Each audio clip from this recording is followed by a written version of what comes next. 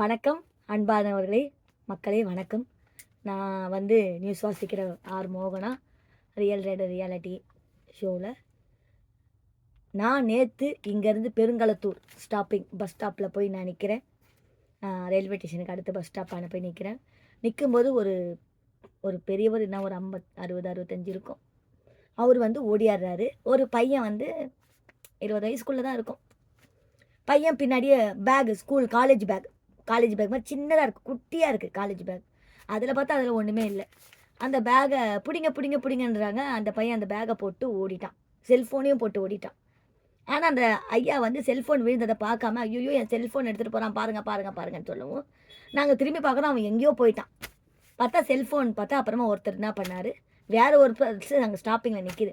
அவர் என்ன பண்ணார், ஐயா இந்தாங்க உங்கள் செல்லு பாருங்க கிடச்சிருச்சு அப்படின்றாங்க.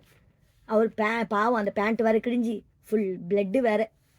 அன்பானவர்களே, நான் என்ன சொல்கிறேன்னா, உங்களுடைய பர்ஸு, உங்களுடைய செல்ஃபோனு, உங்களுடைய நகைங்க, கல்யாணத்துக்கு கூட நகைங்க வாங்கி போயிருப்பீங்க. அதெல்லாம் ஜாக்கிரதையாக நீங்கள் வச்சுக்கணும். ஏன்னா நீங்கள் அந்த நகையெல்லாம் அந்த கல்யாணத்துக்கு வாங்குகிற நகையெல்லாம் நீங்கள் எவ்வளோ கஷ்டப்பட்டு வாங்கியிருப்பீங்க, விவசாயம் பண்ணி வாங்கியிருப்பீங்க, லோன் கட்டி வாங்கியிருப்பீங்க. ஒரு பொண்ணுக்கு கல்யாணம் பண்ணுறீங்க, அதில் ஒரு 10 சவரன் நகை எடுத்துகிட்டு பஸ்ஸில் போகிறீங்க. அதெல்லாம் பார்த்து உஷாராக பண்ணுங்கள். பேங்க்கில் பணம்லாம் இருந்தால் கூட அதை கொண்டு வரும்போது கூட ஜாக்கிரதையாக கொண்டு வாங்க. ஃபோன் மூலயமா நான் இதை கொண்டு வரேன், அதை கொண்டு வரேன்னு யார்கிட்டையும் கூட சொல்லாதீங்க. ரொம்ப கேர்ஃபுல்லாக இருங்க. இது நான் நேற்று பெருங்களத்தூரில் ஒரு கரெக்டாக ஒரு 4:50 4:45 இருக்கும். நான் இந்த நிகழ்ச்சியை நான் பார்த்தேன். நேற்று ஈவினிங் 4:45 மணிக்கு பெருங்களத்தூரில் நான் இதை பார்த்தேன். கண்டிப்பாக அன்பானவர்களே, இதை கவனமாக நீங்கள் செயல்படுத்துங்க, சிந்திங்க.